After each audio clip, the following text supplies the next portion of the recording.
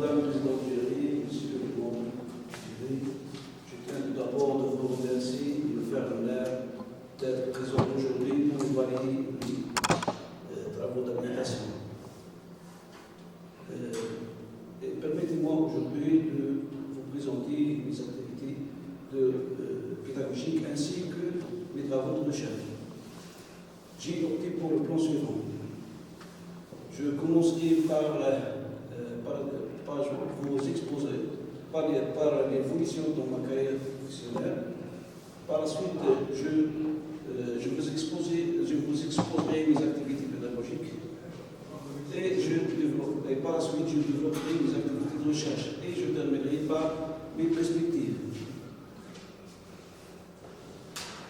J'ai soutenu ma thèse de doctorat à l'Université Belgique-Montréal en 2014 sur la thématique centrée sur la spectroscopie des ions de terrain, à savoir l'ion, holmium, deutérium, thulium, inséré dans des matrices de type MF2.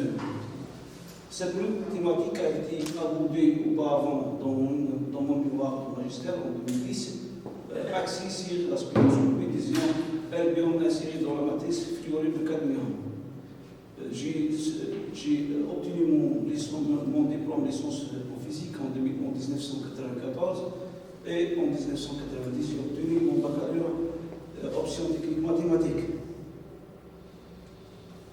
Concernant mon parcours professionnel, j'ai commencé mon parcours professionnel en 1994 en tant qu'enseignant de physique au lycée pendant 20 ans. En 2015, j'ai été recruté à l'Université 8 mai 1945 Guelma en tant que maître assistant classe B. Après une année plus tard, c'est-à-dire en 2016, j'ai été promu par le grade MCB. Dans mes activités pédagogiques, je relate les matières que j'ai enseignées, ensuite le polycopie pédagogique que j'ai élaboré, par la suite, ainsi que les différents encadrements au master. À propos du module enseigné, période enseignant vacataire, j'ai assuré le module physique axé sur l'optique géométrique quantité pour les étudiants en première année de licence SMP à l'université de Château-Belgique-Tarbes. J'ai dispensé le module physique 2 en TDTP pour les étudiants en première année à l'université de Belgique-Montréal. J'ai également assuré le module physique 3 en vibration TDTP pour les étudiants de deuxième année à l'université de Annaba. Concernant les modules enseignés période enseignant permanent, j'ai assuré le module physique et application aussi bien en cours TDTP pour les étudiants en première année licence professionnalisant procédés agroalimentaires. J'ai aussi assuré le module électricité onde et électromagnétisme pour les étudiants en première année licence protection des réseaux électriques. J'ai également dispensé le module mécanique de points en travaux pratiques pour les mêmes étudiants. J'ai également assuré le module physique 1 en TDTP pour les premières années sciences et technologies département ST. J'ai dispensé le module biophysique en TD pour les étudiants deuxième année agronomie département de l'SNV. J'ai assuré le module électricité physique 2 en TDTP pour les étudiants de première année sciences et technologies département ST.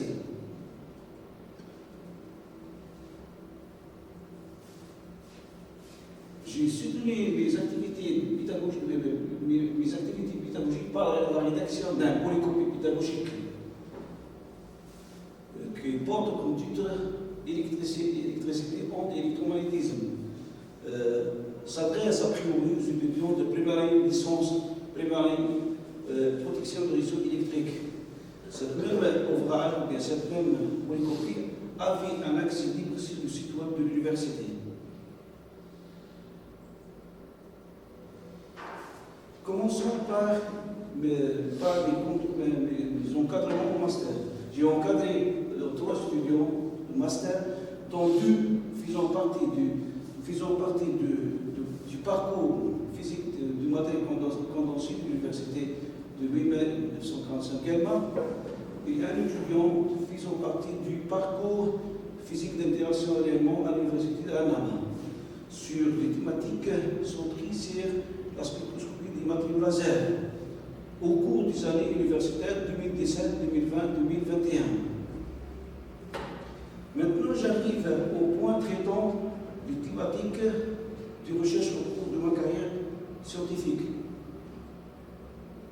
J'avais entamé le début de recherche par l'étude spectroscopique des ions erbions insérés dans la matrice fluorure de cadmium. Étant donné que les propriétés spectroscopiques des ions de terra diffèrent d'un ion à l'autre et d'une matrice à une autre, j'ai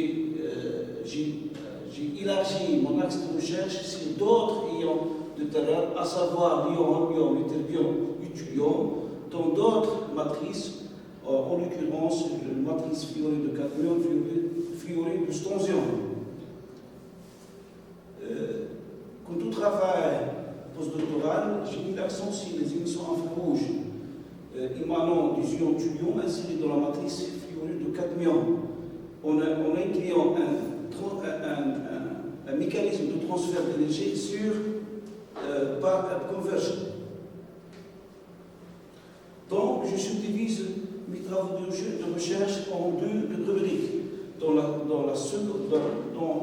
le premier rubrique concerne mes travaux de recherche au cours de ma thèse de doctorat. La seconde rubrique concerne mes activités de recherche après la thèse doctorale.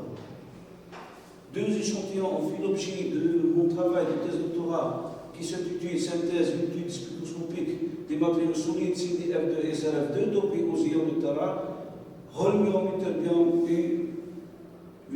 et thulium.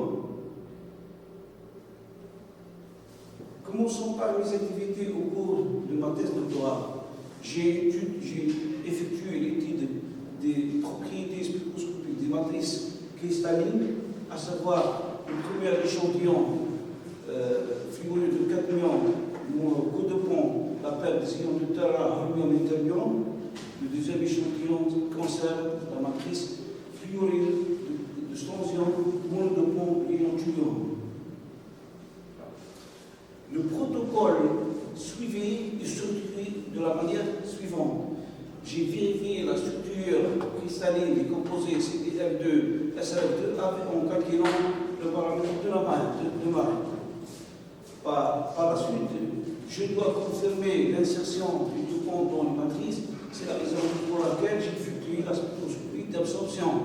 J'ai effectué l'absorption dans le domaine visible, dans le domaine spectral allant de 200 à 800 nanomètres. Par conséquent, dans le domaine de champ rouge, j'ai effectué la spectroscopie d'absorption dans le domaine spectral allant de 800 à 2400 nanomètres. Après la vérification de l'insertion et l'incorporation de matériaux dans les différentes matrices, j'ai pu effectuer l'émission Stokes, c'est-à-dire en excitant avec excitation Stokes pour les ions holmium, thulium dans les matrices. J'ai également effectué une dynamique de fluorescence pour les deux échantillons, à savoir pour les émissions les plus intenses, à savoir l'émission bleue et l'émission verte. Étant donné que j'ai deux échantillons, j'ai pris à titre d'exemple le composé CDF2. La structure cristalline a été vérifiée par le diffractomètre à ions X. Le composé se cristallise bien dans la structure cubique de type fluorine, confirmant les pics de diffraction, confirmant le pic, nous observons des pics de diffraction et ce conformément au cas GCPD. Le paramètre de maille mesuré en utilisant la loi de Bragg, le paramètre de Mach est du même ordre de grandeur que celui présenté dans la littérature. Pour exploiter la théorie de Gidefeld et confirmer l'insertion des deux ponts dans les deux matrices, j'ai effectué la spectroscopie d'absorption.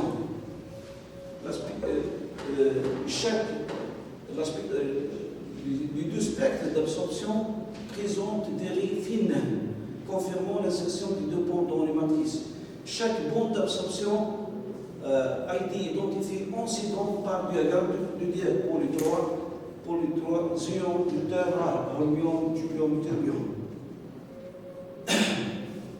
Ceci possède dans le domaine spectral et visible que proche infrarouge. À la différence, les bandes, à la différence de la partie infrarouge, les bandes sont très larges, sont nettement très larges. Ces spectres ont été exploités dans la théorie de Gidefeld pour déterminer des grandeurs spectroscopiques. La caractérisation de fluorescence des deux échantillons permet d'enregistrer les spectres d'émission. La bande d'émission verte associée aux deux niveaux chevauchés, CKF4 et CKF vers le fondamental, est une bande étroite et très intense, aussi bien que l'émission bleue et rouge. Par conséquent,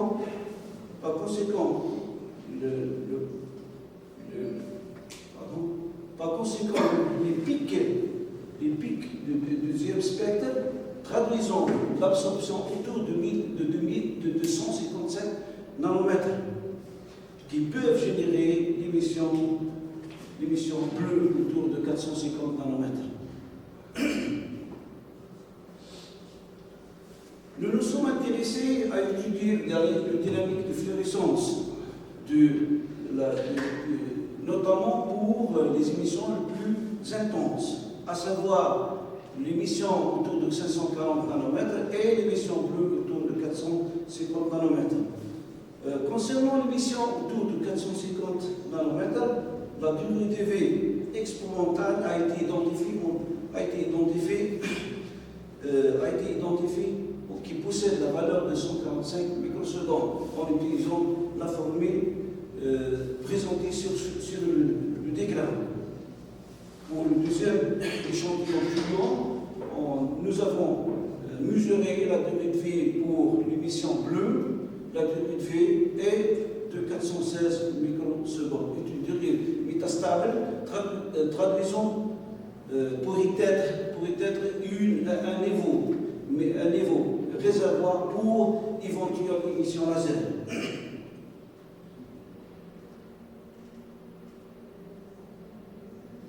C'est-à-dire nous avons ajusté le déclin par une fonction exponentielle. Et nous avons une deuxième formule par laquelle je détermine la durée de vie expérimentale. Résumons ces travaux. Concernant la première matrice, CDF2, Coudopé, Romeo et Terbion, présente une émission verte caractérisée par une forte intensité et une durée de vie expérimentale assez importante de 245 microsecondes, un rebond quantique élevé de l'ordre de 60% nettement supérieur à celui de transition bleue et rouge, un gain optique de 20%. Ces travaux, bien sûr, résultats obtenus ont fait l'objet de publications dans la revue Journal of Analysis and Compounds, par laquelle j'ai soutenu ma thèse de doctorat. Deuxième matrice, le fluorure de strontium, monodopant, l'ion-thulium a un spectre d'émission STOX marqué par une émission intense émanant du niveau 1 des vers le fondamental 6. La seconde émission est associée à la transition entre état excité, un des deux, et vers le niveau fondamental 4 excité. Cette dernière émission décline avec une durée de vie expérimentale assez stable de l'ordre de la demi-seconde. Ce même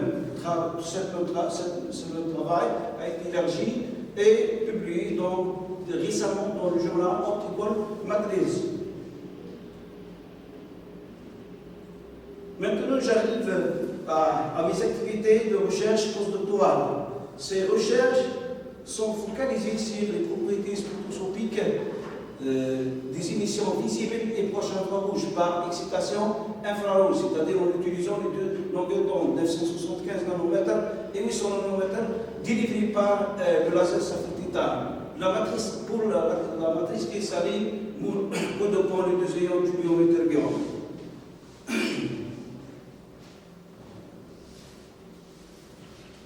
Jusqu'à ici, je tiens à souligner que mon travail est grandement basé sur des appareils lourds, sur des appareils lourds qui nécessitent une aptitude scientifique pour les faire fonctionner et aboutir la caractérisation adéquate, à savoir le diffractomètre à résonance X, le spectrophotomètre d'absorption, le spectrofluoromètre pour le mesure d'émission des visibles, le montage de fluorescence effet visible proche infrarouge et le montage de dynamique de fluorescence.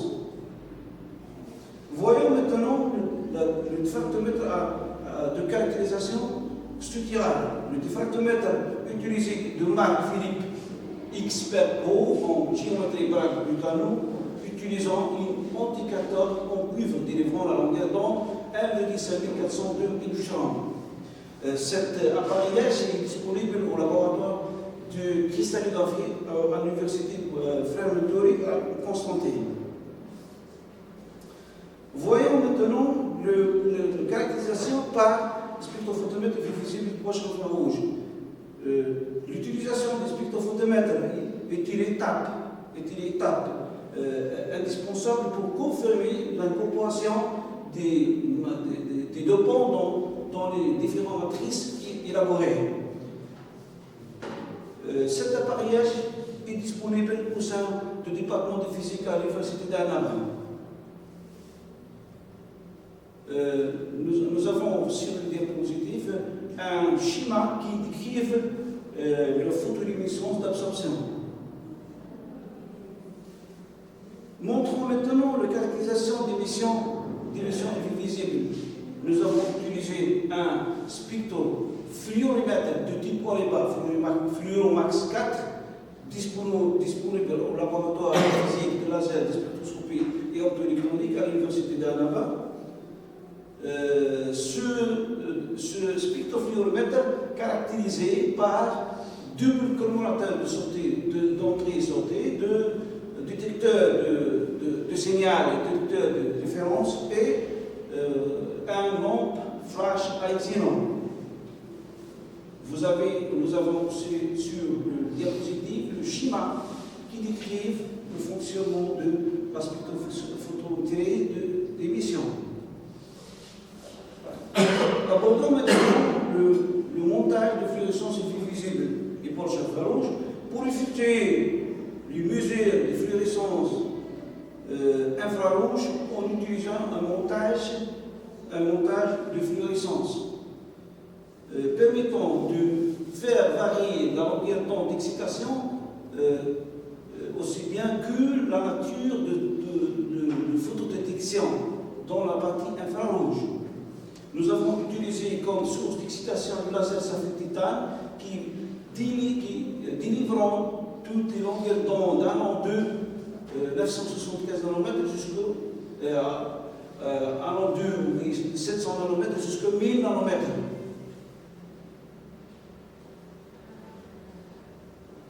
Ici, c'est la photo de montage précédent. Schématisons le montage de dynamique de fluorescence. Le montage de dynamique de fluorescence utilise un laser GIAC pulsé en fréquence, délivrant la longueur d'onde 355 nanomètres, excitant le sédateur paramétrique optique qui va émettre toutes les longueurs d'onde allant de 400 nanomètres jusqu'à 2400 nanomètres, qui excite le cristal ou l'échantillon, le déclin, la courbe de déclin renseigne sur la durée de vie expérimentale. Cette diapositive montre la photo de montage dont le signal est analysé par un oscilloscope numérique. Pour effectuer les spectroscopies, nous découpons une tranche de 2 à 5 mm à partir de la carotte synthétisée par la technique de Bridgman.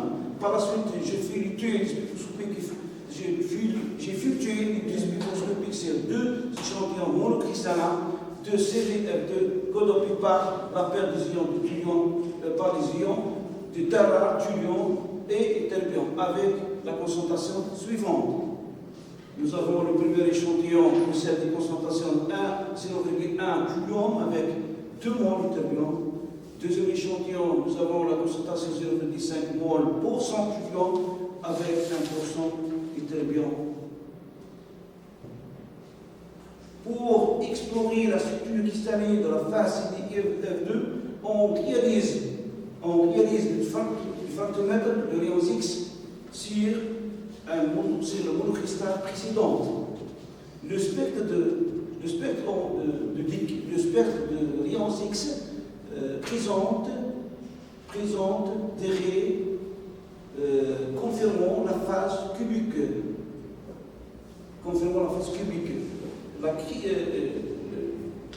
Nous avons ici le cristallisation se fait selon le plan 1-1-1. Le paramètre de la maille est de même ordre que celui présenté, ou bien que celui identifié sur un poudre. Alors, pour explorer les émissions infrarouges, nous excitons les échantillons avec la longueur d'onde 800 nanomètres délivrée par le laser safri-tétane, qui va à la fois, c'est-à-dire on excite le niveau 3H4, qui à la fois émet vers le niveau inférieur et transférer une partie de son énergie au niveau unique de F5b. C'est la raison pour laquelle nous observons sur le spectre 3 bandes d'émission. Ce diapositive, bien sûr, diagramme composé explicite bien le transfert d'énergie entre les ions thulium et terbium. Investiguons maintenant le transfert d'énergie entre les ions et terbium et thulium. Nous obtenons le même spectre par excitation de 980 nanomètres. Ce diagramme proposé explicite bien le transfert d'énergie entre les ions ni terbium ni thulium. Ce processus de transfert d'énergie a donné lieu aussi à des émissions visibles comme ça a été le cas de la partie infrarouge. Ce spectre visible présente principalement 3 émissions.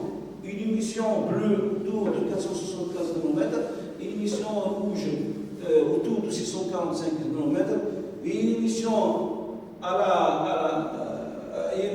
autour de 800 nanomètres, à la limite de l'intervalle visible et proche infrarouge. Il est bien connu que pour tout processus de transfert d'énergie, que l'intensité du signal de sortie est approximativement proportionnelle avec la puissance de dopage P, selon la relation montrée sur le diapositive, bien sûr, le spectre. ON représente le nombre de photons infrarouges absorbés par un photon visible. Ainsi, le tracé de cette fonction en échelle semi-logarithmique donne des droites de pente n. Cette indépendance montre que le niveau ND2 et NG4 sont peuplés respectivement avec 3 à 2 photons, tandis que le niveau 3H4 peuplé par un photon. À partir qu'à partir du spectre d'absorption, à partir du spectre d'émission dans les trois domaines visibles proche infrarouge, et le tracé de la fonction I ou fonction de P en échelle semi-logarithmique, nous avons dressé le mécanisme de transfert d'énergie entre les ions interbions et les ions. Afin d'analyser l'avantage du transfert d'énergie entre les ions sensibilisateurs et activateurs, c'est-à-dire les ions interbions et les ions, nous avons mesuré les durées de vie expérimentales pour les deux niveaux 3F4 et 1G4, et pour, bien sûr, les deux échantillons.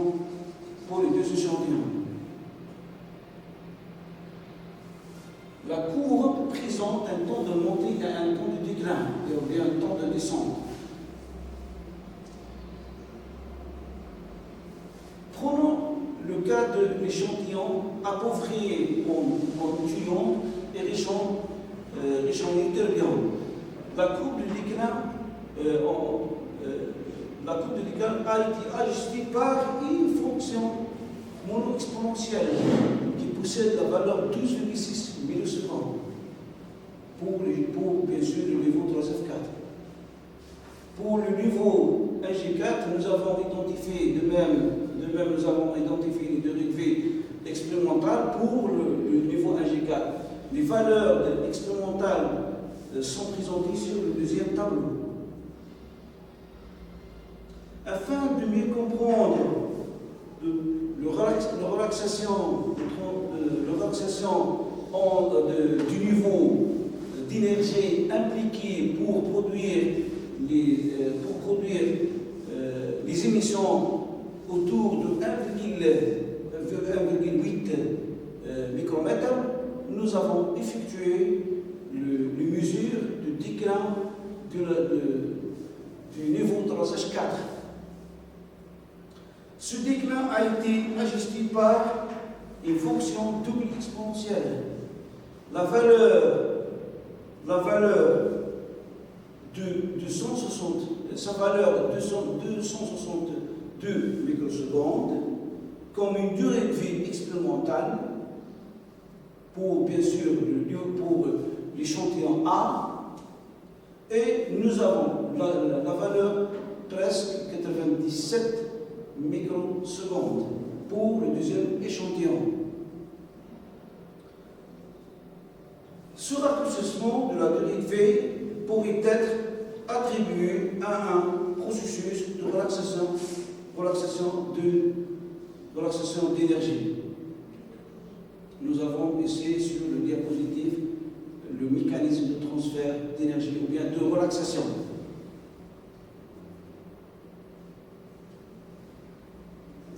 Arrivons maintenant, ces travaux de recherche postdoctorale ont fait l'objet d'une publication dans le Journal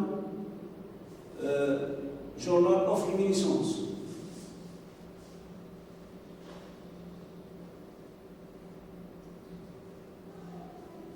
Arrivons maintenant à mes communications. J'ai également participé avec des communications dans différents congrès nationaux et internationaux, sont de nombre de 7, dont la plus récente est celui de la conférence internationale sur les matériaux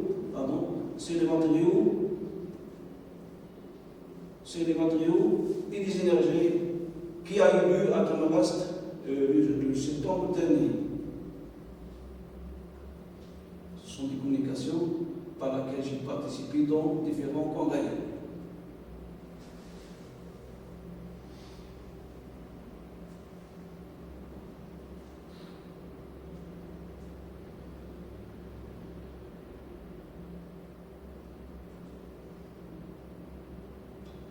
J'ai participé à 2 écoles, dans l'une avec des ateliers expérimentaux sur les lasers. J'ai bénéficié d'un stage de recherche au groupe de spectroscopie optique et haute pression à l'Université de la Reguera en Espagne en décembre 2018. Actuellement, j'ai fait partie d'un nombre de projecteurs films. L'ensemble des résultats ouvre la voie vers plusieurs perspectives, notamment mes perspectives de recherche et d'enseignement. Je commencerai par mes perspectives de scientifiques, poursuivre et approfondir les travaux de recherche sur les matrices d'opéra, enregistrer le spectre d'absorption afin de pouvoir appliquer la théorie de Jodoffel, permettant de déterminer le paramètre spectroscopique utilisé en spectroscopie laser, étudier l'effet de la compensation de charge par l'introduction des ions de sodium sur les échantillons présentés sur le diapositive, et synthétiser étudier les matériaux vitreux dopés aux ions de terrain, notamment l'ion d'explosion. Arrivons maintenant à mes perspectives pédagogiques, investir dans l'enseignement du nouveau module, rédiger une polycopie de cours pour chaque module enseigné, l'encadrement des étudiants, bien encadrer les étudiants de poste de gradation. Merci pour votre attention. Avant de rendre la parole à Madame la Présidente, je tiens à remercier vivement les directeurs et membres des laboratoires chez lesquels j'ai effectué la synthèse et la caractérisation, à l'auteur, monsieur le professeur M. Daf Majid, directeur du laboratoire de physique de laser, de spectroscopie optique et optoélectronique à l'Université d'Annaba, le directeur de recherche, Dr Gerbouz, directeur du laboratoire de spectroscopie du centre de recherche nucléaire à Alger, le professeur Dr Bodé, directeur du laboratoire de cristallographie de l'Université de Vermeer-Constantin, le docteur Sancio Martin, directeur du groupe de la spectroscopie optique et haute pression à l'Université de la Laïbina en Espagne, et le professeur Sultan Mohamed Toufir, directeur du laboratoire de chimie appliquée de l'Université de Besca. Merci pour votre attention. Sans oublier les collègues assistants. Bien. Je vous remercie, M. Patas, pour la clarté de votre exposé. Sans plus tarder, je vais passer la parole à mes collègues membres du jury.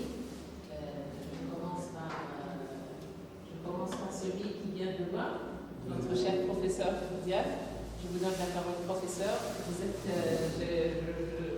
co-auteur, donc vous allez enrichir un petit peu le débat à travers votre expérience et vos connaissances scientifiques sur le domaine. Merci bien, Madame la Présidente.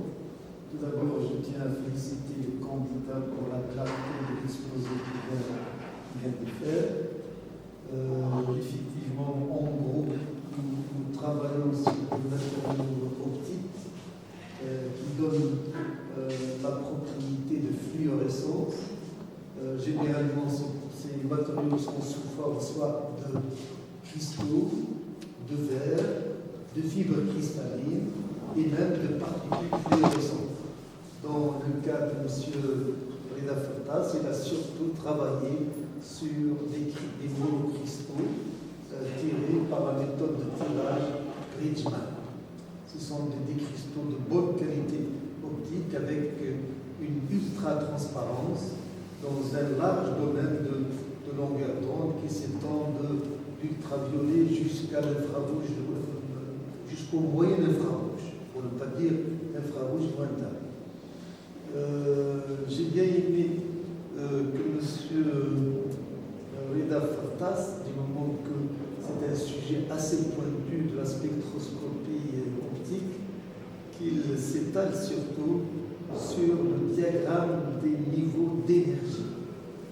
Comment se fait-il, enfin je pose une question dans la foulée, comment se fait-il que les ions de terre rare sur lesquels vous avez travaillé sur l'olnium, sur le thulium, comment se fait-il que ces niveaux d'énergie sont presque connus à l'avance par le candidat qui travaille sur tel ou tel ion. Enfin, je pose une question dans la foulée. J'ai bien aimé que vous précisez ce point aux membres du jury. C'est-à-dire, autrement, tu peux poser une question autrement. Je veux dire par là, si jamais j'enregistre un spectre d'absorption d'un cristal dopé par une terre rare donnée, comment se fait-il que je peux indexer chaque bande d'absorption à tel ou tel niveau? Vous prenez les premières diapositives, vous montrez un spectre d'absorption, doctorat ou bien post-doctorat.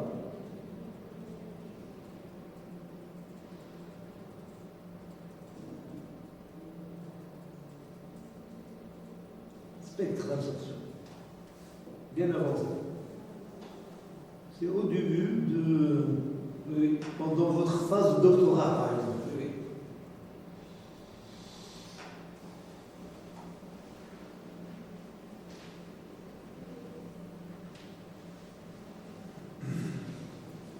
La phase de doctorat, vous présentez ce que. Voilà, j'ai bien aimé que vous tardez. Revenez au spectre d'abord. Oui.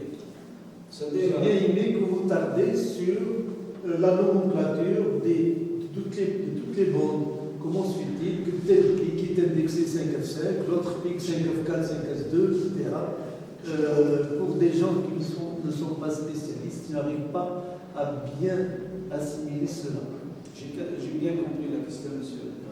Oui. C'est-à-dire, en utilisant le spectrophotomètre, nous pouvons enregistrer un spectre d'absorption dans les trois domaines, les proches infrarouges. Généralement, quand on a un matériau qui est dopant un ion de Tara, toujours on va aller à cette étape. C'est-à-dire on doit confirmer l'incorporation de dopant dans la matrice. Cette vérification a été comparée par rapport au diagramme Dieck. C'est-à-dire vous avez essayé, M. Dieck, nous savons Dieck, a déjà calculé théoriquement et expérimentalement aussi le niveau d'énergie des ions de Tara. Sont de nombre de 14, à partir du séon jusqu'à l'hyperbion. Prenons notre cas, nous avons trois ions par laquelle j'ai effectué la spectroscopie dans les deux matrices. Nous avons d'abord l'ion qui possède des niveaux d'énergie à partir du niveau fondamental 5 et 6 jusqu'au niveau supérieur. Revenons au spectre d'absorption. Vous avez sur le spectre d'absorption, prenons le cas par exemple de l'ion à l'ion, prenons le cas de l'olion, c'est-à-dire vous avez chaque pic, on va indexer chaque pic par, bien sûr, l'origine. Je détermine la longueur d'onde max et je peux convertir cette longueur d'onde en termes d'énergie. Et je le compare par rapport au diagramme de Dieck. Vous avez une projection qui trouve l'énergie. L'énergie, par exemple, 5000 par exemple, son de correspond à ce niveau. D'accord. Il y a autre chose à bien préciser que disons, le barycentre de la position de n'importe quel niveau ne change pas d'une matrice, ne change pas vraiment d'une matrice à une autre à cause de l'effet d'écran sur la couche active 4F. C'est une couche incomplète qui est en quelque sorte entourée de couches complètes. D'où l'action du champ cristallin, elle est affaiblie.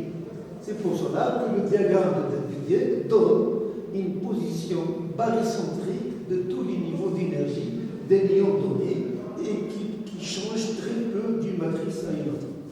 Ça, c'est ma première question que je j'ai bien aimé que vous tardez sur ça. Lorsque vous passez à la diapositive numéro 21, diapositive numéro 21, parmi les cas de caractérisation de ces matériaux optiques, généralement, on s'intéresse à la durée de vie de fluorescence d'un niveau donné. Là, vous donnez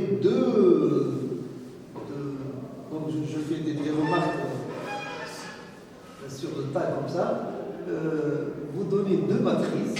L'une, elle est dopée rhodium. L'autre, elle est dopée, c'est une autre matrice, c'est le SRF2, dopée thulium. Et vous exposez deux techniques pour calculer la durée de vie radienne de fluorescence. Là, vous donnez la première pour le CDF2 sous forme d'intégrale. Vous montrez l'intégrale au membre du jury. Intégrale, voilà. L'intégrale, voilà. Donc vous donnez la durée sous forme d'intégrale, alors que la deuxième partie, dans le deuxième spectre, pour l'autre matrice, et pour un autre niveau, bien sûr, du moment que ce sont deux ions différents, vous donnez la durée de vie expérimentale ou bien de fluorescence par une autre formule. Quelle est la différence entre les deux? La différence de presque, j'ai essayé de mesurer la dérivée expérimentale pour les champions rhodium de pont presque même. C'est-à-dire, ma curiosité de présenter des techniques par lesquelles vous pouvez déterminer la durée de vie expérimentale. C'est-à-dire, deuxième méthode, vous avez un ajustement par le biais de logiciel origine qui trouve par exemple la fonction qui fit ou bien qui ajuste bien la courbe, et à partir des paramètres, des facteurs présentés sur un tableau présenté par l'origine, et en utilisant le deuxième relation, bien deuxième formule, par laquelle je calcule le taux expérimental. C'est-à-dire, ma expérience, elle m'a jugé que les deux taux expérimentaux, c'est presque le même. D'accord. Donc là, je vais donner une question exhaustive comme ça. Comment vous allez élire une émission qui va donner un effet laser? Quelles sont les grandeurs physiques importantes qui permettent de dire que cette émission, elle pourrait donner l'effet laser, en gros? Est-ce que c'est à partir de l'absorption? Est-ce que c'est à partir de l'émission? Est-ce que c'est à partir de la durée de vie? À partir de l'émission, j'ai demandé la dynamique de fluorescence. C'est-à-dire, quand on a un taux de vie expérimental très long, c'est-à-dire vous avez ce niveau pourrait être un niveau réservoir pour des émissions laser. Et je peux aussi déterminer, ou bien je peux identifier, ou bien juger matériaux prometteurs de donner des émissions laser par, bien sûr, le mesure de la section efficace d'émission de ce niveau. Cette technique obligée de faire ce qu'on appelle une UT du spectroscopie par la théorie de Schindler. C'est-à-dire, par le biais de cette théorie, je détermine quelques facteurs tels que le paramètre, tel que le rapport de branchement et la durée de vie radiative. J'utilise la formule de Fichte-Bauer, la Delgaume de Fichte-Bauer, pour déterminer la section efficace. C'est-à-dire, nous avons deux critères par lesquels je peux juger ce matériau prometteur de donner des émissions laser, ou bien la première, c'est la section efficace d'émission, et deuxième, la durée de vie expérimentale, c'est mesuré par la technique de la dynamique de fluorescence. D'accord. Pour être franc avec nous-mêmes, est-ce que vraiment ces cristaux ont donné des émissions laser, aussi bien dans le domaine, disons, visible ou bien proche infrarouge. Dans quel domaine, dans la littérature, on cite ces références, ou bien ces matrices de référence, comme pouvant donner de l'émission laser? D'après la littérature jusqu'à maintenant, on a pu voir des émissions laser surtout dans le domaine visible. Par conséquent, ce type de matériau a été lasé dans le domaine infrarouge. Surtout la longueur d'onde, par exemple, du tuyau, autour de 1,8 micromètres. C'est une longueur d'onde très intéressante, utilisée dans le domaine militaire, médecine et dans l'écologie aussi. D'accord.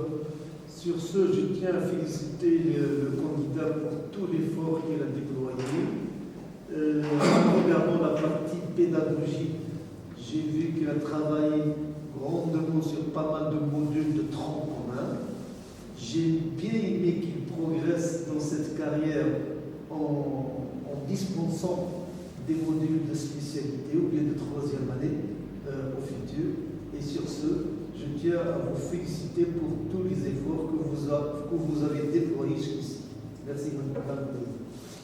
Je vous remercie, professeur Diep, pour vos questions intéressantes qui nous ont éclairés et qui ont permis au candidat d'apporter certains éclaircissements qu'il avait au cours de son exposé.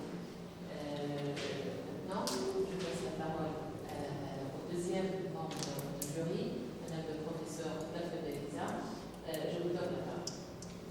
Merci, madame la présidente. Merci, monsieur Dafantas, pour cette présentation plénière parfaite, car elle est juste, précise et claire sur beaucoup de points expérimentaux surtout. Sur le plan administratif, les documents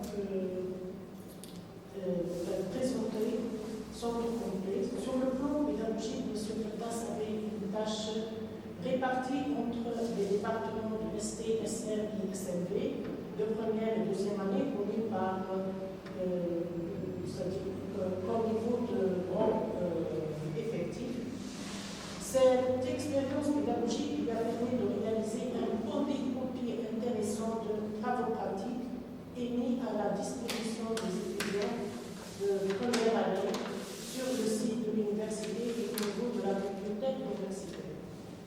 Du côté encadrement scientifique, et c'est sur ce point qu'on est là pour bien comprendre les choses, malgré que, d'après l'exposé, plusieurs points ont été soulevés et vu le détail et l'explication précise, on a pu comprendre certaines choses sur lesquelles on s'en doutait, en plus des questions de notre collègue, monsieur le professeur Diaf. Donc, ces questions, parce qu'il est du domaine, donc il nous a bien éclairci les choses, ce qui fait donc c'est moindre, c'est par rapport à ce qu'on devrait comprendre. Donc, si je passe sur ce plan, donc on va voir que depuis sa soutenance, notre candidat de doctorat, bien sûr, n'a cessé de mener des travaux de recherche intéressants en développant donc les propriétés spectroscopiques de matériaux laser solides dopés aux ions de terrain. Après la thèse, la matrice est co-dopée par des ions T1,3+, et YB3+, avec plus de caractérisation dans l'infrarouge. En fait, ce que j'ai compris, c'est que le résultat, c'est que l'émission bleue qui n'a pas été observée par excitation Stokes aux longueurs d'onde UV a été visiblement nette sous excitation infrarouge de type anti-Stokes. Les travaux de M. Fatas sont de qualité car il a touché à la synthèse, à la caractérisation et l'analyse, c'est-à-dire il a mis la patte dans des travaux expérimentaux, théoriques et même mathématiques. Parce que quand vous parlez de la théorie de Rudolf, je pense pour obtenir les résultats, il a fallu passer par un logiciel, quelque chose comme ça, pour trouver les valeurs. Non, c'est un programme. C'est un C'est un programme. programme, c'est pas ouvert sur Excel. Sur Excel, c'est le cas. On exploite bien sûr l'expected d'absorption. C'est un théorie semi-empirique à partir des résultats, expérimentaux. Je peux l'exploiter dans la théorie que je fais pour pouvoir déterminer des paramètres spectroscopiques d'absorption. D'accord. Donc, ça veut dire que la théorie elle est bien faite pour Oui. donc, très bien. C'est-à-dire que j'ai pas en général, j'ai compris le contenu. Mais il reste quelques points de savoir que j'essaie d'évoquer. Comment on peut je ne suis pas dans le domaine, comment on peut définir et dire que les cristaux sont de bonne qualité optique? Parce qu'on travaille pour obtenir des cristaux qui ont des qualités optiques intéressantes et bonnes. Donc, parce que quand j'ai entamé mon sujet, j'ai une idée donc, sur cette question. Il faut d'abord que ces cristaux doivent être ou avoir des caractéristiques optiques bonnes et intéressantes. Donc, comment on peut définir quels sont les critères comme ça? Sur les axes sur lesquels je peux juger sur cette chose. C'est-à-dire à partir du caractéristique physique du cristal, je peux juger que le cristal est optiquement de très bonne qualité. Parmi ces caractéristiques, par exemple, la conductivité électrique. C'est-à-dire, généralement, les matériaux laser, quand on fait, par exemple, on met, par exemple, un cristal dedans dans une cavité, la cavité va, c'est-à-dire, la température va élever le cristaux. Si vous avez un cristal qui possède une conductivité, c'est-à-dire, elle va libérer facilement la chaleur pour garder le matériau. La transparence aussi, le domaine de transparence est très intéressant. C'est-à-dire, généralement, on choisit les cristaux qui avaient un large domaine de transparence, allant de 100 nanomètres jusqu'aux 5 ou bien 30 nanomètres. Généralement, les cristaux de type MF2 possèdent une transparence très grande. L'énergie de Fourier aussi, c'est-à-dire pour réduire ce qu'on appelle le transfert d'énergie entre les ions, ou bien pour réduire le transfert d'énergie entre même la matrice et les ions de bond, toujours on choisit le type de ce cristaux pour réduire les émissions radiatives. Parce que, c'est-à-dire, j'ai posé cette question parce que vous connaissez le SR, le CD, c'est-à-dire si je vois la colonne, donc il y a des cristaux avant et d'autres après. Oui. C'est pour ça que j'ai posé des questions, c'est-à-dire le choix de précisément CD et le strontium, donc le cadmium. Strontium, cadmium. Donc, votre choix. BA. C'est-à-dire qu'il y a beaucoup de beaucoup. le BA, le calcium, le beryllium. Donc, si je fais la chaîne, mais votre choix, c'est-à-dire. C'est-à-dire, tout dépend de la disponibilité. C'est-à-dire, si on fait, par exemple, une recherche bibliographique, vous avez, par exemple, pas mal de chercheurs qui vont, ou bien qui travaillent sur une matrice, c'est-à-dire le choix de la matrice est indisponible dans la bibliographie. D'après la littérature, c'est D'après la littérature. Ok. Et pour les deux pages, vous avez utilisé différents Différents ions. de Terbium, thulium, de terres rares. Oui. Avant et après, moi je me suis intéressée plus après votre thèse de doctorat. D'après ces différents terres rares, est-ce qu'il y a une faveur d'un type d'ion par rapport à d'autres, puisque vous avez fait le spectacle? Oui, trois ions. Chromium, ytterbium, thulium. Donc, c'est-à-dire le choix qui t'amène en fait, Par exemple, quel est plus excellent en conclusion, c'est-à-dire les géographes, donc comment on peut faire la suite du travail et être sur la bonne voie généralement, dans le développement, nous avons le chromium, l'ytterbium et l'ytterbium. Le chromium, l'ytterbium, c'est des ions activateurs. Par conséquent, l'ion type de l'ytterbium, c'est un ion sensibilisateur. C'est-à-dire qu'on utilise généralement l'ytterbium comme un outil, comme un sensibilisateur pour faire ce qu'on appelle le transfert d'énergie entre l'ion ytterbium et l'ytterbium. C'est-à-dire si je veux par exemple avoir une émission, si je veux avoir une émission bleue autour de 470 nanomètres, par le biais de l'excitation stock, c'est-à-dire que j'excite le niveau élevé, on ne doit pas voir l'émission autour de 475 nanomètres. On ne doit pas voir l'émission autour de 475 par le biais de l'excitation de l'échantillon elle-même.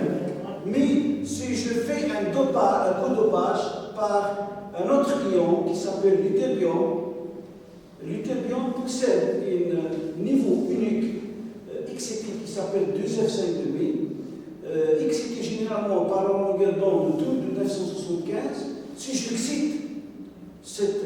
j'excite par un laser, par exemple laser ça fait titane, ou bien par le diode laser, si j'excite ce niveau, elle va transférer leur énergie au ion activateur qui s'appelle thulium. Comme vous savez, l'ion thulium possède plusieurs niveaux d'énergie. Ça veut dire le transfert. Si je fais par exemple un codopage dans une matrice avec des concentrations différentes, par exemple, à titre d'exemple, nous avons la concentration 0,1 thulium avec 2 moles d'ytterbium, c'est-à-dire nous avons la concentration d'ytterbium, elle est très élevée par rapport à la concentration du thulium. Si j'excite par exemple les ions ytterbium, en utilisant la longueur d'onde 975, il y a plusieurs ions qui vont exciter. Et avec le transfert d'énergie, avec les ions qui circulent un peu partout dans le cristal, le niveau va peuplé par ce qu'on appelle la technique de up conversion, c'est-à-dire à partir d'une excitation faible énergie, tu trouves énergie élevée. Dans les deux, vous avez le cadmium et le strontium, et les ions de terre rares sont différents. Oui. Voilà, c'était différent. Pour par exemple les aider, mais même pour les deux, juste pour voir ce que ça donnait. Pardon. CD et SR. Ah, Non, d'accord. Les ions et l'OPTP, les terres rares, sont différents. Oui. Les deux matrices. Donc c'est un choix. C'est-à-dire qu'il y a la synthèse. La synthèse du cristaux. Juste ce que vous venez de dire et d'expliquer, donc, quel facteur. Donc, est-ce que واحد est plus favorable que l'autre? Si je prends, pour faire une comparaison, parce que là je suis débutant par exemple dans le domaine, je me demande pourquoi donc, prendre des ions des WB, des ions donc, différents pour la matrice CD ولا دوك السؤال ما فهمتوش هل انت تساليني على لا على لا ماتريس المام ولا لي دو بون؟ لا لا ماتريس واش فيها لا ماتريس؟ لا ماتريس جينيرالمون شنو معناتها بودر شنو بودر باغ اكزومبل فلوريد دو كادميوم شنو بودر؟ فلوريد دو ستونسيوم شنو بودر؟ فلوريد بياف دو بودر ومن بعد شنو بودر تاع دو بون généralement je prends un poudre des cristaux fluorés de poudre avec des poudres de fluorure de terre rare. Par exemple, je fais par exemple synthétiser un matériau de bon hormion, c'est-à-dire une machine chez le poudre de fluorure de cadmium avec le pesé, la concentration que je veux. Adéquate. Très bien. Par exemple, fluorure de hormion, vous avez la technique de Bridgman, qui est plusieurs techniques de la synthèse, pour pouvoir, très bien, pour pouvoir, c'est-à-dire obtenir des cristaux. Vous avez la technique de Bridgman, la technique de Chokratsky, et vous avez d'autres techniques. Est-ce que je peux j'ai compris la question. Moi aussi, j'ai compris ce que je suis débutant dans le domaine. Oui, j'essaie de comprendre. Le tout, c'est la disponibilité des produits. Ah, d'accord. Le produit l'hygiène, voilà, c'est-à-dire parce que plus la théorie tout, donc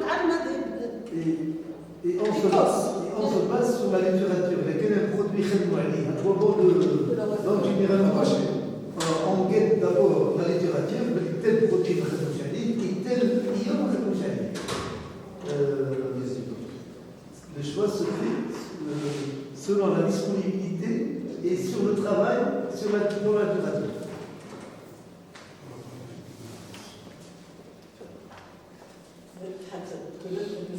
Non, c'est juste pour éclaircir certaines choses. Ce ne sont pas des questions de nous. Parce qu'il a bien travaillé le côté expérimental et c'est très intéressant. Donc c'est pour ça, les points, ce ne sont pas des questions, moi je dis, juste chez Parem à partir.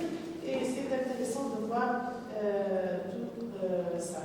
Donc, à l'écouter, comment vous pouvez prouver que les matrices de type mercure dans des émissions laser en visible et le prochain farouche.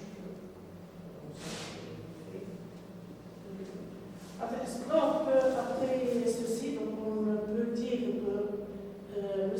Ferdas a bien fait son travail et tous ces résultats ont été donc obtenus par 3 publications dans des revues de renommée, des stages en Espagne, plusieurs publications nationales et internationales, ajouter des participations de workshops. Et surtout, ce que j'ai admiré, c'est que M. Ferdas domine bien ses travaux et il sait de quoi il parle et ce qu'il a entre les mains. Et surtout, je précise bien, donc c'est un travail expérimental, théorique, et je précise bien mathématique, parce que les logiciels, donc je pense que je ne sais pas, parce que j'ai un petit peu consulté la c'est pour ça que j'ai parlé qu'il a raconté les logiciels web, le côté Gacto, donc j'ai un petit peu consulté les trucs, donc j'ai trouvé que faire un programme qui s'avère, donc je te félicite, monsieur Reda Ferdas, pour l'ensemble des travaux qu'on va présenter. Et vu ces résultats, le candidat a certainement acquis des compétences scientifiques d'un chercheur de qualité et peut être appelé à conduire des travaux de recherche dans l'avenir Inch'Allah. On vous souhaite beaucoup de courage et bonne continuation, monsieur. Merci, madame. Bon, merci, madame Zampaka, pour vos questions et vos remarques. On a passé la parole à notre cher professeur Soukoupat, qui a assuré l'expertise de ce travail. Donc, je vous donne la parole. Merci beaucoup, madame la présidente. Puisque j'ai fait l'expertise de ce document pour l'habilitation, j'ai préparé une petite question d'ordre général, bien sûr. Monsieur Fortas, vous proposez en perspective le calcul des sections efficaces par la méthode Jude offerte. Pourquoi vraiment vous avez choisi cette méthode, cette théorie, et pour quel intérêt? Quelle prédiction, quel intérêt prédit pour ça? C'est-à-dire la théorie de Jude offerte est une théorie semi-empirique dans laquelle j'utilise le spectre d'absorption comme outil. C'est-à-dire je calcule par exemple la section d'absorption.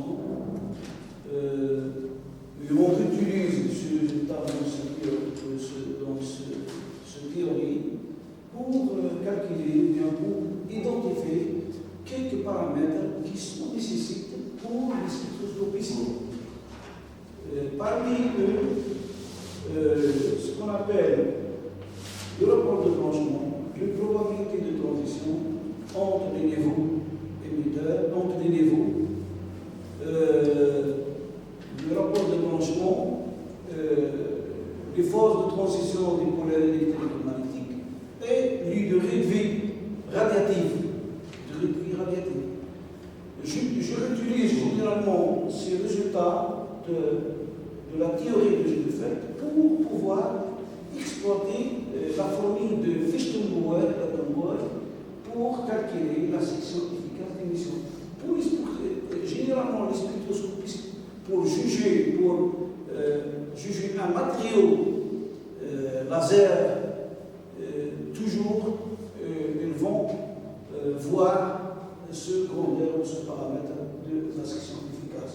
Si vous avez un matériau qui a une section efficace très élevée, c'est-à-dire ce matériau prometteur de donner des émissions laser.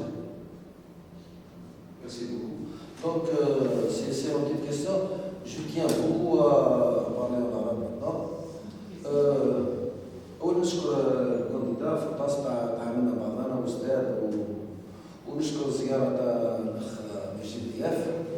أنا الشكر موصول للأستاذة الدكتورة نورني حياة بريزيدون دو نوتر كوميتي سيانتيفيك ولو طراباي اللي كانت جهدات اللي فيها الجبارة كأستاذ من هذا القسم.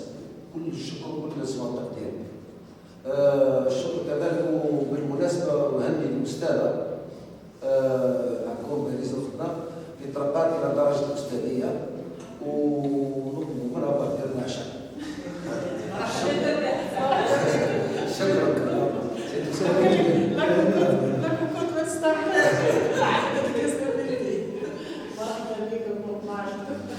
Bien, je vous remercie, monsieur le professeur Bakri, pour votre question et pour vos remarques et aussi pour votre sympathie. Moi aussi, je profite de l'occasion pour féliciter le candidat. D'abord pour la clarté de son exposé. C'est un exposé très clair et très pédagogique. Et d'autre part pour son parcours pédagogique et scientifique. Donc il a présenté donc, un ensemble de modules. C'est vrai qu'il a assuré les TB et les TP. Comme a dit monsieur le professeur Diane, on espère que dans le futur, il aura l'occasion de présenter des cours, surtout concernant, donc, en relation avec ses travaux de recherche. Ces cours-là, on peut les trouver, c'est-à-dire que ce soit en parcours de master ou en parcours de licence au sein de notre département. Donc, espérons que les étudiants de notre département bénéficieront de ces connaissances scientifiques. Aussi, donc, son parcours scientifique remarquable, donc couronné par les 3 publications, les publications, le stage. Donc, c'est un parcours qui mérite donc d'être couronné par la soutenance de l'habilitation universitaire en physique et par le passage au grade de maître de conférence classe A. Toutefois, j'ai aussi des petites questions à poser. Comme l'a dit tout à l'heure notre cher professeur Moutafa, je ne suis pas très du domaine, mais j'ai envie de se dire que l'exposé a suscité certaines curiosités.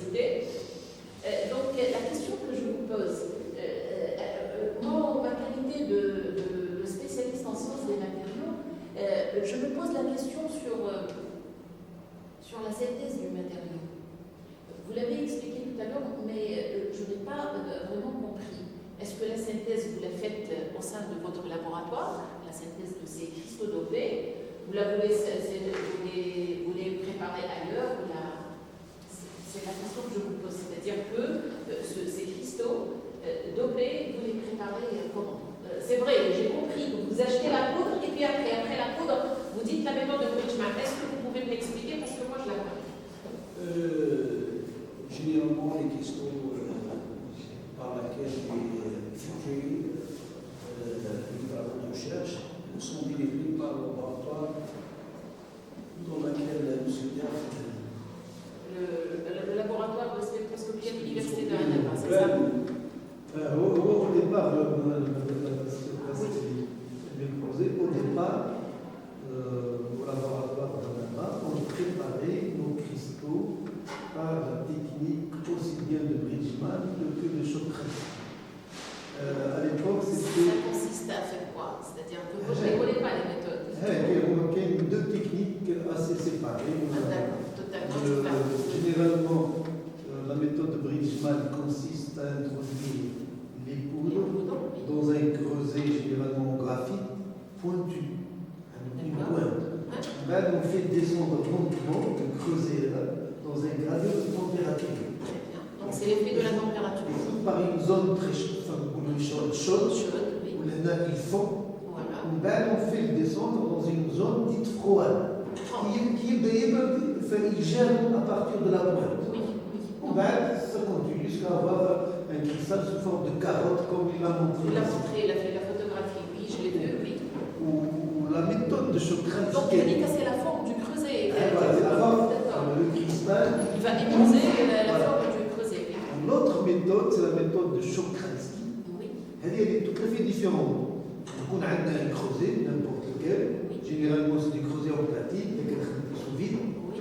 Ou là, on graphite. On fait fondre d'abord le mélange, et on fait descendre une tige au molybdène. Le molybdène, c'est un matériau inerte. Généralement, aucun changement jusqu'à 3000 degrés. Il a une très haute température Voilà. de fusion. Avec la pointe à la tige en molybdène, elle va servir de créer le germe au niveau du liquide. Parce qu'on considère que cette tige, c'est un point froid qui va taper la surface du liquide fondu. On va dire un système de rotation pour créer un germe et on commence le tirage vers le haut.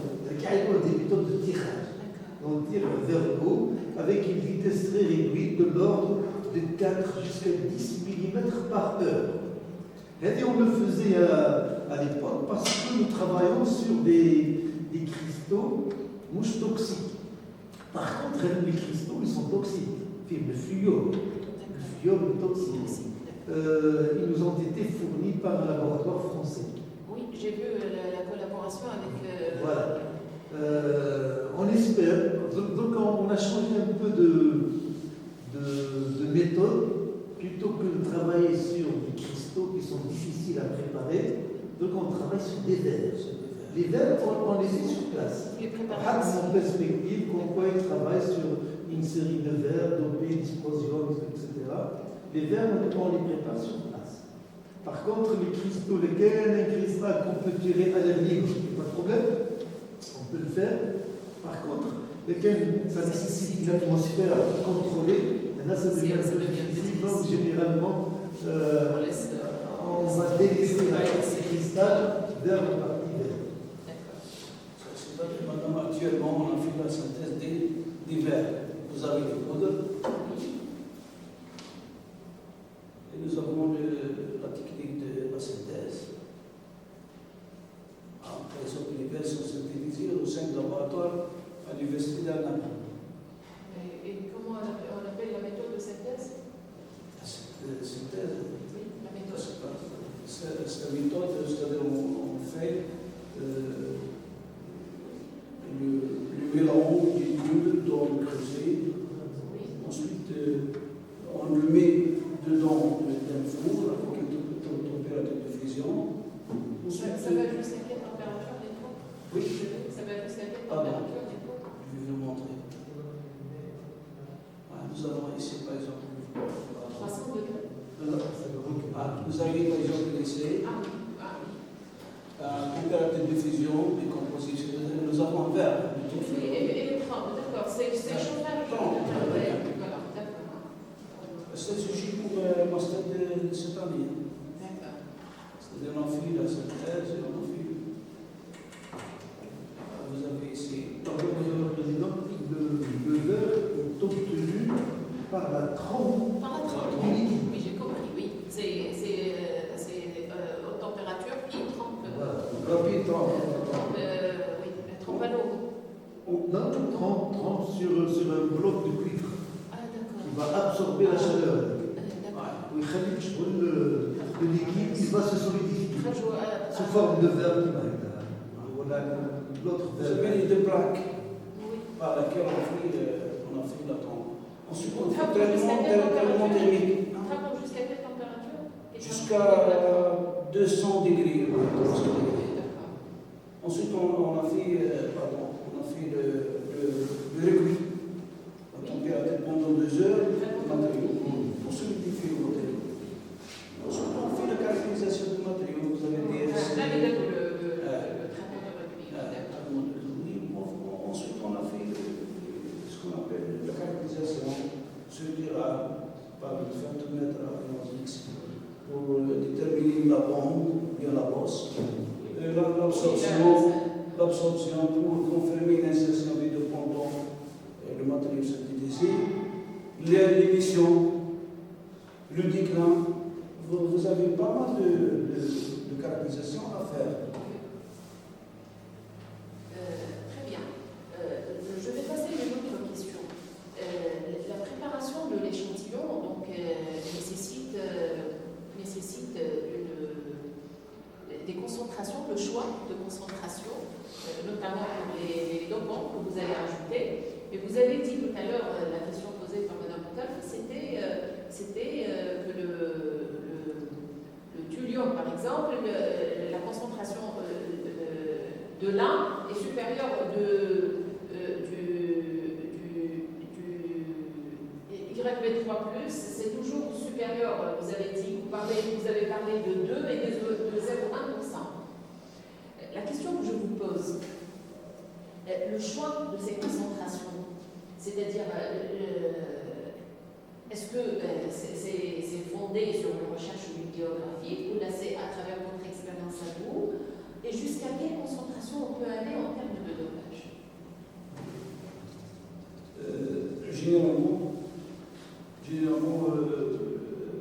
c'est toute une recherche bibliographique. C'est la recherche bibliographique. C'est-à-dire, on va synthétiser un matériau, autre matériau, nouvel matériau, avec des concentrations déjà publiées. Avec des concentrations déjà publiées. D'accord. Donc, j'insiste à la page. oui. Il faut que ces concentrations soient les plus faibles possibles. Certainement, je parlais de dopage, oui. Pour qu'il n'y ait pas de lequel a une forte concentration de 20%. Oui, ça. Économisant très proche, il y aura un transfert de vitesse. Oui, bien sûr. L'émission ne peut pas avoir lieu. L'émission limite, elle est absorbée Elle est absorbée par le Voilà. oui. Donc, généralement, c'est des concentrations de l'ordre de 1%. De 1%. On ne peut pas aller Ou la légèrement inférieure à 1%, ou la légèrement supérieure à 1%. D'accord. C'est autour de 1%. C'est quelque chose de très faible. C'est-à-dire de pas devenir de l'alliage avec la concentration. Ah, bien sûr, oui. Généralement, madame, l'ion activateur, il va pousser la concentration de faible. Oui, L'ion sensibilisateur, par laquelle j'excite l'ion activateur, pour la concentration très élevée. Parce qu'il absorbe le matériau, il y a un problème d'arrivée. Qui t'excite le gérant. Parce qu'il y a les photons. Les photons qui ont de l'ion, déjà le niveau de il doit être à niveau deuxième, troisième, et ainsi de suite. C'est-à-dire, à partir d'un photon infrarouge, vous allez avoir un photon Le maximum. avec une énergie supérieure dans le visible. D'accord. Bon, ce que j'ai constaté, c'est que vous avez étudié le fluorure de cadmium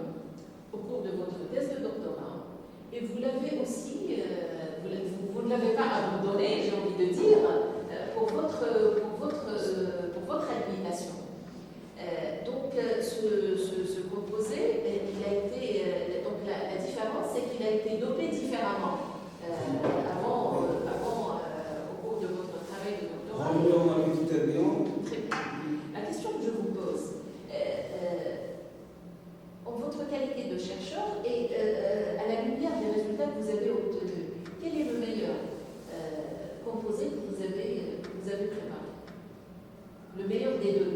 C'est-à-dire en termes de résultats. En termes de résultats. Ah, ça veut dire- Si on va donc, nous pencher sur une étude comparative des deux proposés, quel est le meilleur? Pardon. Merci madame. Dans le cas du Lyon-Tuyon, généralement, les chercheurs utilisent comme deux étudiants dans le matrice pour focaliser la spectroscopie sur la partie infrarouge. Généralement, il y a une émission très importante autour de 1,8 micromètres. Nous avons dit tout à l'heure, bien j'ai dit tout à l'heure, que cette émission utilisée dans le domaine militaire, dans la santé, par exemple, de l'opération, par exemple, de la chronique, de prostate, utilisée aussi dans l'écologie, pour détecter, par exemple, la pollution de l'air, et ainsi de suite. C'est-à-dire, tout dépend du besoin du marché, de la vie quotidienne. Tout dépend du domaine d'application visé, c'est ça? هذا اليوم باغ اكزومبل نحتاج منه هذا نحتاج منه لونغير دوند هذه ديجا ايتي لازي دون دوتر ماتريو وانا حبيت نشوف فيريفا في الماتريو هذيك كاس كان دون كوم دو ريزولتا اسكو باغ اكزومبل ان غون كونتيك خير ولا قليل نو اذا كان حاجه مليحه نولي تستعمل هي في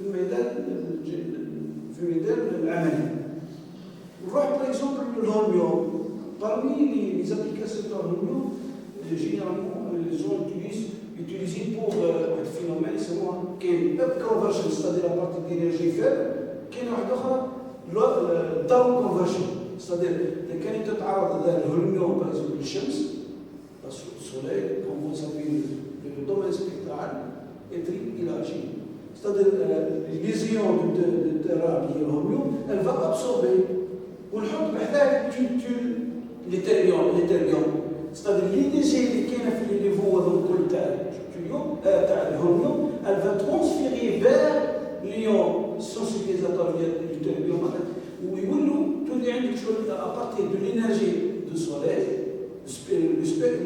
le domaine spectral du soleil on a une énergie dans l'infrarouge l'énergie de l'infrarouge هذه يحطوا généralement في sélection pour augmenter ce qu'on appelle les suivis photovoltaïques. هذه parmi les applications. كاينه حاجه اخرى généralement les chercheurs يدوروا toujours elle file le codopage avec le terbium car nous avons une excitation laser disponible et le coût تاعها طايح تقدر تشري ce qu'on appelle le diode laser.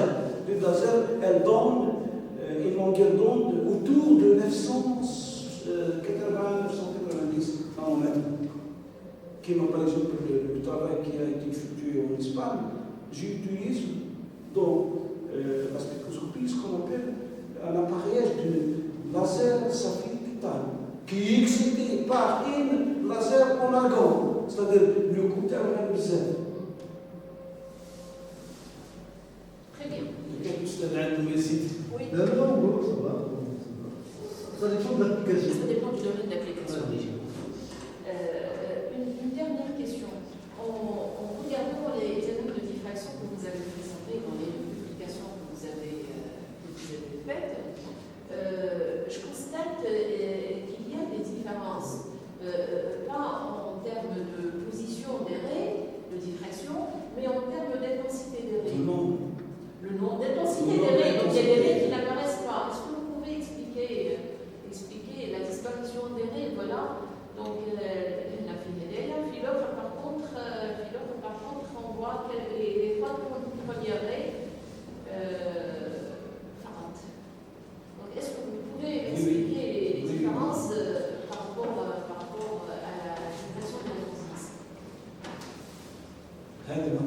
Voilà. C'est-à-dire Voilà. le deuxième spectre a été effectué sur la poudre. C'est-à-dire le matériau comme cristal, nous نقلبوا poudre نحطوا في الديفراكتومتر على X. C'est-à-dire le maximum des pics, nous observons le maximum des pics sur le spectre de diffraction. Par conséquent, le deuxième, on a effectué facteur de diffraction des rayons X sur un cristal. C'est-à-dire vous avez pas mal d'endroits. C'est-à-dire que le cristal vous avez toutes les positions. Si vous avez un cristal sur fond d'un poudre, Mais là, mesdames, vous ne comparez pas le même cristal. Il est Même dopé cristal, ATM, non. il est dopé ATM ou l'autre il est dopé HO. le dopage aussi est très faible, presque kiff. Je fais la carte GCPD. Allez, la mère, elle vous comparez reflète. justement la carte ICSD carte que vous utilisez, c'est la carte de quoi? GCPD. Oui, GCPD, De c'est la d'accord. matrice. De la matrice, De la matrice. du cadmium. Une matrice pure. Pur, oui, d'accord. Donc vous comparez par rapport au cadmium pur. Oui, fluorure de cadmium pur. Mais en termes de paramètres cristallins, vous trouvez la même chose. Oui, car ici nous avons une faible concentration de dopage. Les... Faible concentration Il n'y a pas de déformation de la mayonnaise. Qu'est-ce que toi tu fais? C'est un collègue. Non, là, il ne le déforme pas, c'est clair. On garde la même structure, C'est tout à fait normal, oui, c'est tout à fait normal, mais je parle en termes d'intensité des raies, je parle de l'intensité des raies. D'accord? Je ne parle pas de la position ou de la taille des cristallines. Je parle de l'intensité. Par exemple, si je vois la 200, la 220, par contre, elle est très intense par rapport à ce qu'il y a de l'autre côté. C'est pratiquement un. Est-ce que je peux intervenir? Oui. Généralement, lorsqu'on a une poudre, chaque grain va donner un certain nombre de plans interréticulaires. Et la poudre a dit, c'est tout le 1 à 1. Donc c'est pour ça qu'on voit le spectre dans son ensemble. Oui. Par contre, pour un cristal, ça dépend de l'orientation des plans lors du tirage. Si je tire dans une direction donnée, elle est la plus favorisée. D'accord. Donc je vois surtout la diffraction sur les plans 1 à 1. Si je prends ce cristal et je vais le moudre sous forme de grain, je vais obtenir l'autre spectre. Parce que chaque grain va présenter un certain nombre d'orientations. Oui. Et l'ensemble fait apparaître l'ensemble des pics de la matrice. C'est la première chose. La deuxième chose, généralement, on se réfère aux cartes, où les cartes sont basées sur l'échantillon pur. Alors, elles ont une faible concentration. Il y a un léger décalage du paramètre. Ce n'est pas vraiment les mêmes chiffres. Avec une erreur, ça. Mais pour ça, quand la concentration, il y aura écart du paramètre. Certainement, parce qu'il va y avoir un autre phénomène qui va se produire, certainement. En augmentant l'intensité, c'est peut-être normal que ce soit autre chose. Voilà, donc j'ai fini dans mes questions. Je vous remercie, M. Fatas, encore une fois, pour les efforts que vous avez déployés pour aboutir au bout de ce chemin. Je vous souhaite beaucoup de courage pour la suite, parce qu'il reste encore beaucoup de choses à faire. Je tiens, avant de finir, de remercier les collègues, ici présents, le professeur Boubakri, et les personnes qui n'ont pas pu venir, professeur Rial et professeur de l'université chez l'Université de Delft, et professeur Djerou Desessia de l'université Ouimet 1945 pour avoir assuré l'expertise du travail. Je les remercie donc pour ça. Je tiens également, encore une fois, à remercier le professeur Dief pour avoir répondu présent et pour le déplacement ici pour assister à cette soutenance. Je vous remercie vivement, monsieur. Je tiens aussi à remercier notre chère professeure, Madame Tafa. Elle répond toujours présente à mes sollicitations au cours du conseil scientifique. Je la remercie avec grand cœur. Elle répond, elle prépare mes rapports d'expertise. Je vous remercie, Madame Dufour. voilà, sur ce, nous allons